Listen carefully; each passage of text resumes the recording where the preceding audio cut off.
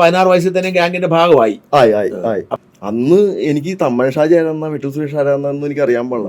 എന്റെ കൂടെയുള്ള ഒരുത്തന്നെ എനിക്ക് ഈ പയ്യൻ കൊണ്ടൊന്ന് ഈ ലവ് ലെറ്റർ തരുമ്പോൾ ഞാൻ അവനോട് ദേഷ്യപ്പെടുന്നേ. അപ്പൊ എന്റെ കൂടെയുള്ള ഒരുത്തൻ ഇത് വാങ്ങണേ, ചേട്ടാ അത് കൊടുത്താൽ പോരെ എന്ന് ചോദിക്കണേ. അപ്പൊ ഞാൻ പറഞ്ഞു എന്തിനാ നീ വാങ്ങിച്ചത്? അപ്പൊ എന്നോട് പറഞ്ഞാണ് അവരൊക്കെ പൈസ വാങ്ങിച്ച ആളെ തല്ലാനും മുതലാനും പോകുന്ന ആൾക്കാരാണ്. അപ്പൊ ഞാൻ അങ്ങനത്തെ ജോലിയൊക്കെ ഉണ്ടാ, ഈ തല്ലാനും മുതലാനൊക്കെ പോകുന്ന ആൾക്കാരുണ്ടോ എന്നാ അന്ന് നമ്മൾ അറിയണത്.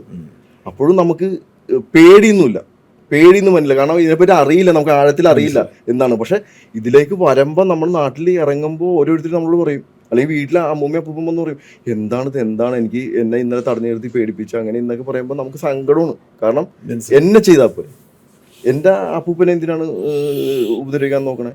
അപ്പൊ ഈ വാശിയാണ് എൻ്റെ മനസ്സിൽ. പിന്നെ ഇവരെന്നെ സഹായിച്ചപ്പോൾ ഇവരുടെ ഒരു സംരക്ഷണം എനിക്ക് കിട്ടി. ഈ വെട്ടിൽ സുരേഷിന്റെ ഇല്ല, ഈ നമ്മുടെ അവിടുത്തെ ബിജു എന്ന് പറഞ്ഞ ആ ലോക്കൽ ആൾക്കാരെ. ബിജു വേറെ ഏതെങ്കിലും ബന്ധം ഉണ്ടായിരുന്നോ സംഘമായിട്ടില്ല?